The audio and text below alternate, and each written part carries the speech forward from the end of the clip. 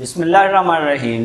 अस्सलामुअलैकुम dear students, जैसा कि आपको मालूम है हम चैप्टर नंबर 4 पढ़ रहे हैं जो कि सेल एंड टिश्यू के नाम से है। और इसमें जो आर्टिकल आज हमने पढ़ना है वो दो हैं। एक का नाम है एंडोप्लाज्मिक रेटिकुलम और दूसरा है गोल्जी अपरेटस। सबसे पहले ये देखते हैं कि एंडोप्लाज्मिक रेटिकुलम क्या है, तो इसको हम डिफाइन करने की कोशिश करेंगे, उसके बाद फिर हम इसकी टाइप्स पढ़ेंगे। देखें एंडोप्लाज्मिक रेटिकुलम क्या है। अगर हम इसकी डेफिनेशन अपनी बुक में देखें तो वो ये कहता है कि आ नेटवर्क, यानी कि ये एक जाल है किस चीज का, a network of channels. Channels कहा जाता है नालियों को, कि नालियों का ये एक नेटवर्क है, जाल है। कैसी नालियां हैं? इंटरकनेक्टेड, जो कि आपस में जुड़ी हुई है। एंडोप्लाज्मिक रेटिकुलम बेसिकली नालियों का एक जाल है जो कि आपस में एक दूसरे के साथ जुड़ी हुई हैं। ये नालियां कहां पे पाई जाती हैं? ये नालियां वहां पर पाई जाती हैं जहां पर मौजूद होता है साइटोप्लाज्म। यानी कि आप दूसरे लफ्जों में कह लें कि ये नालियां साइटोप्लाज्म के अंदर पाई जाती हैं। अब अगर हम देखें कि साइटोप्लाज्म कहाँ पे है, तो साइटोप्लाज्म न्यूक्लियस के अंदर नहीं पाया जाता, हमें पता है, उसमें न्यूक्लियोप्लाज्म होता है। साइटोप्लाज्म कहाँ पे है? ये न्यूक्लियस की दीवार है, न्यूक्लियर मेम्ब्रेन। न्यूक्लियर मेम्ब्रेन से लेके सेल की जो आउटर सरफेस है, इसके दरमियान में ही साइटोप्लाज्म होगा और इसके दरमियान में ही एंडोप्लाज्मिक रेटिकुलम नामी ये जो नालियां हैं ये मौजूद होंगी।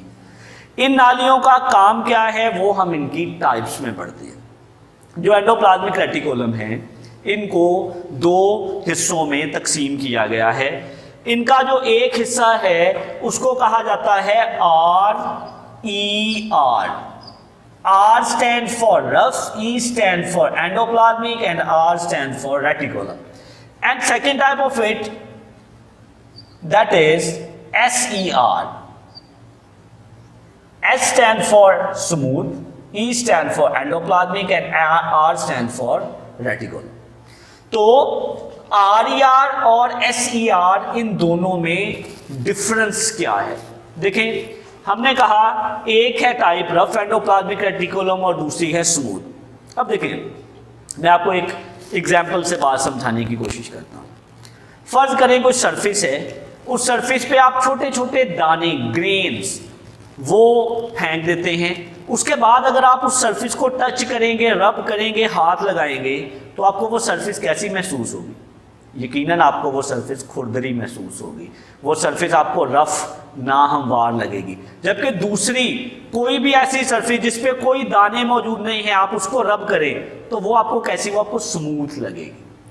तो ये जो नालियां हैं इनमें से जो रफ एंडोप्लाज्मिक रेटिकुलम हैं ये ऐसी चैनल्स हैं, ऐसी एंडोप्लाज्मिक रेटिकुलम्स हैं जिनके ऊपर लगे हुए होते हैं ग्रैनुलर स्ट्रक्चर्स, दानेदार साख्तें। वो दानेदार साख्तें कौन सी हैं जो इन पे लगी हुई होंगी? वो हैं राइबोसोम्स। जब हम राइबोसोम्स वाला आर्टिकल पढ़ रहे थे तो तब मैंने आपको बताया कि राइबोसोम्स एक तो साइटोप्लाज्म के अंदर फ्रीली फ्लोटिंग, आज़ादाना तैर रहे होंगे, जबकि मैंने दूसरा आपको ये बताया कि राइबोसोम्स कुछ नालियों के साथ भी अटैच होते हैं। तो वो यही नालियां थी जिनको कहा जाता था रफ एंडोप्लाज्मिक रेटिकुलम।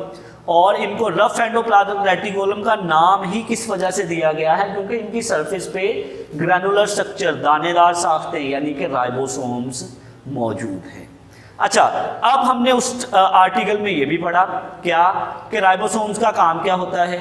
राइबोसोम्स का काम होता है प्रोटीन सिंथेसिस, प्रोटीन बनाना। तो रफ एंडोप्लाज्मिक रेटिकुलम जो है वो भी इसके इस काम में इन्वॉल्व हो जाती हैं। होता क्या है? होता ये है कि राइबोसोम्स प्रोटीन बना के दे देते हैं रफ एंडोप्लाज्मिक रेटिकुलम को और रफ एंडोप्लाज्मिक रेटिकुलम ये प्रोटीन फिर आगे ट्रांसफर कर देती हैं। आप अपनी स्क्रीन पे इस वक्त रफ एंडोप्लाज्मिक रेटिकुलम और स्मूथ एंडोप्लाज्मिक रेटिकुलम की एक तस्वीर भी देख रहे होंगे, और इस तस्वीर में आपको रफ एंडोप्लाज्मिक रेटिकुलम्स के साथ छोटे छोटे दाने यानी राइबोसोम्स लगे नजर आ रहे होंगे, जबकि जो स्मूथ एंडोप्लाज्मिक रेटिकुलम है इनके साथ आपको कोई ग्रैनुलर स्ट्रक्चर नजर नहीं आ रहा। और इससे अगली तस्वीर जो आप देख रहे हैं इसमें आपको पूरे सेल के अंदर जो एंडोप्लाज्मिक रेटिकुलम का एक नेटवर्क है वो भी नजर आ रहा होगा। तो ये तस्वीर देखने के बाद अब हम चलते हैं स्मूथ एंडोप्लाज्मिक रेटिकुलम के को पढ़ते हैं। स्मूथ एंडोप्लाज्म नाम से ही जाहिर है कि ये रफ होंगी, ना हमवार होंगी, खुरदरी होंगी, ये स्मूथ होंगी, हमवार होंगी, इनमें खुरदरापन नहीं होगा। तो इनके खुरदरा ना होने की वजह, रफ ना होने की वजह वो ये है कि इन पे नो ग्रैनुलर स्ट्रक्चर्स, इन पे भाई राइबोसोम्स ही नहीं है, राइबोसोम्स नहीं है, तो ये ना हमवार नहीं है। अब यहाँ पे ये है कि अगर इन पे राइबोसोम नहीं है तो it means these channels are not producing protein. तो फिर ये क्या करती हैं, इनका क्या काम है? इनके 3 मेजर काम है। पहला काम जो इनका है वो तो है ट्रांसपोर्ट ऑफ मटेरियल, यानी कि अगर चीजें एक जगह से दूसरी जगह भेजनी है तो उसमें जिम्मेदारी भेजने की किस पे होगी? वो इन्हीं नालियों की होगी। सेल के अंदर भेजनी है, सेल के बाहर भेजनी है, यही भेजेंगे। जो दूसरा काम है वो काम है लिपिड्स मेटाबॉलिज्म। देखें, लिपिड्स मेटाबॉलिज्म से मुराद है लिपिड्स को तोड़ना, लिपिड्स तोड़ के उनसे एनर्जी बनाना, ये सारे जो फंक्शंस हैं वो लिपिड मेटाबॉलिज्म का हिस्सा हैं। तो लिपिड से एनर्जी लेने का जो प्रोसेस है वो भी यही एंडोप्लाज्मिक रेटिकुलम्स करेंगी। And the third function of it is to detoxify toxic substances. देखें, फर्ज करें कि सेल के अंदर कोई भी जहरीला मादा आ जाता है तो rough endoplasmic smooth endoplasmic reticulum क्या करेगी? ये करेगी कि उस आने वाले टॉक्सिक मटेरियल, जहरीले मादे का जो जहरीलापन है, यानी कि जो वो खराबी सेल के अंदर आके कर सकता है, उसके उस काम को रोकेंगी। ये उसका जहरीलापन ही ख़त्म कर देंगी। तो इसके ये 3 फंक्शंस के साथ हमारा ये जो टॉपिक एंडोप्लाज्मिक रेटिकुलम यहीं पर इख्तिताम पजीर हुआ। अब चलते हैं इससे अगले ऑर्गेनेल की तरफ जिसका नाम है गोल्जी ऑपरेटस। हमने जब बात कर रहे थे ना राइबोसोम्स की, तो मैंने कहा राइबोसोम्स को फैक्ट्री ऑफ प्रोटीन भी कहा जाता है, यानी ये प्रोटीन बनाती है। जब हम बात कर रहे थे माइटोकॉन्ड्रिया की तो मैंने कहा इसको power house of the cell भी कहा जाता है। जो गोल्जी ऑपरेटस है बिल्कुल इसी तरह इसको पैकिंग मशीन ऑफ सेल भी कहा जाता है। ये सेल के अंदर बनने वाली चीजों को पैक करती है छोटे छोटे पैकेट्स के अंदर। तो उसी मुनासबत से इसको packing machine of the cell भी कहा जाएगा। गोल्जी ऑपरेटस के कुछ और नाम भी हैं, वो कौन से हैं? इसको गोल्जी बॉडी भी कहा जाता है या गोल्जी बॉडीज भी कहा जाता है। इसके अलावा इसको गोल्जी कॉम्प्लेक्स भी कहा जाता है। ये तीनों नाम एक ही सेल ऑर्गेनेल के हैं। गोल्जी ऑपरेटस भी इसी को कहेंगे, गोल्जी बॉडीज भी इसी को कहेंगे, गोल्जी कॉम्प्लेक्स भी इसी को कहेंगे। एक साइंटिस्ट था, उसका नाम था कैमिलो गोल्जी। कैमिलो गोल्जी जो था ये एक इटालियन फिजिशियन था, इतालवी तबीब डॉक्टर। ये ना सेल्स का मुआयना कर रहा था, ऑब्जर्व कर रहा था। अच्छा, इसने सेल के अंदर एक नई चीज देखी। वो क्या? इसने देखा कि बहुत सारी चिपटी थैलियां हैं। ये एक चिपटी थैली, ये दूसरी, ये तीसरी, ये चौथी, कि बहुत सारी चिपटी थैलियां हैं और वो एक दूसरे के ऊपर एक ढेर की शक्ल में मौजूद है। अच्छा, इससे पहले हम जो पिछला एक लेक्चर है उसको रिकॉल करते हैं। उसमें हमने देखा क्या था, क्लोरोप्लास्ट। क्लोरोप्लास्ट के अंदर एक थैलाकाइड, उसके ऊपर दूसरी, तीसरी, चौथी, बहुत सारी थैलाकाइड यानी थैलियों का एक ढेर लग जाता था और उस ढेर को हम कहते थे ग्रैनम। बिल्कुल उसी तरह यहां पर ये जो एक थैली है, इस एक थैली को कहा गया सिस्टर्नी। और कैमिलो गॉल्जी ने देखा कि बहुत सारी सिस्टर्नी यानी कि फ्लैटेंड सैक्स, चिपटी थैलियां, ये एक दूसरे के ऊपर स्टॉक ढेर की शक्ल में मौजूद हैं। उसने इस स्टॉक यानी ढेर को नाम दिया गॉल्जी कॉम्प्लेक्स का।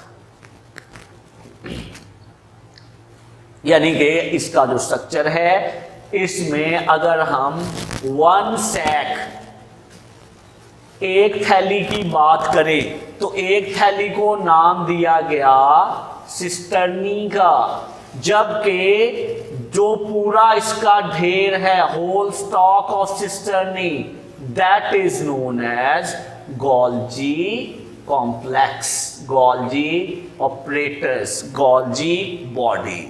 अच्छा जी, इसका स्ट्रक्चर जो है वो तो हमने पढ़ लिया। अब देखते हैं कि इसका फंक्शन क्या है। इसका फंक्शन थोड़ा सा तो मैं आपको पहले ही बता चुका हूं। वो क्या, वो ये कि Golgi operators packing machine of cell है। अब देखें, हर सेल के अंदर बहुत सारी चीजें बनती हैं। इसी तरह अभी हमने कहा कि रफ एंडोप्लाज्मिक रेटिकुलम बहुत सारी टाइप्स के प्रोटीन्स बनाते हैं। अब होगा ये, वो जो प्रोटीन बनेगी ना, वो पैक्ड फॉर्म में नहीं होगी। वो अगर सेल के अंदर वैसे ही एक जगह से दूसरी जगह भेजें ना, मतलब राइबोसोम प्रोटीन बनाएं, बना के दे दें रफ एंडोप्लाज्मिक रेटिकुलम को, रफ एंडोप्लाज्मिक रेटिकुलम वैसे ही अगर भेज दें तो शायद वो प्रोटीन जो उसका टारगेट है वहां तक पहुंच ही ना पाए, रास्ते में ही पानी के अंदर किसी और चीज़ के अंदर डिजॉल्व हो जाए। तो ज़रूरी है कि राइबोसोम्स जो प्रोटीन बना रहे हैं, इनको टारगेट तक पहुंचाने से पहले किसी चीज़ में पैक कर लिया जाए। होगा ये कि रफ एंडोप्लाज्मिक रेटिकुलम पर मौजूद जो राइबोसोम्स हैं वो प्रोटीन बनाएंगे। ये प्रोटीन बनाने के बाद वो दे देंगे रफ एंडोप्लाज्मिक रेटिकुलम को। रफ एंडोप्लाज्मिक रेटिकुलम प्रोटीन के उन मॉलिक्यूल्स को लेके आएगा किसकी जानिब, गॉल्जी कॉम्प्लेक्स की जानिब। अब उसने वो प्रोटीन किसको दे दी, गॉल्जी कॉम्प्लेक्स को। गॉल्जी कॉम्प्लेक्स ने क्या किया कि अपनी ही मेम्ब्रेन, मतलब ये प्रोटीन यहां पे पहुंच गई है, इसने अपनी ही मेम्ब्रेन का एक छोटा सा टुकड़ा लिया, उसके अंदर इसने उस प्रोटीन को पैक कर दिया। अब ये जो एक वैक्यूल लाइक स्ट्रक्चर बन गया है, यानी कि एक मेम्ब्रेन है, मेम्ब्रेन के अंदर वो मटेरियल पैक है जिसको पैक करना था, इसको नाम दिया जाएगा गॉल्जी वेसिकल का। अब इस फॉर्म में जो मटेरियल है उसको आप विद इन सेल और सेल के अंदर भी आप भेज सकते हैं, और you can export out of cell, आप इसको सेल से बाहर भी भेज सकते हैं। जो गॉल्जी कॉम्प्लेक्स हैं ये एनिमल्स के अंदर भी मौजूद हैं और इसके अलावा ये प्लांट सेल्स के अंदर भी मौजूद हैं।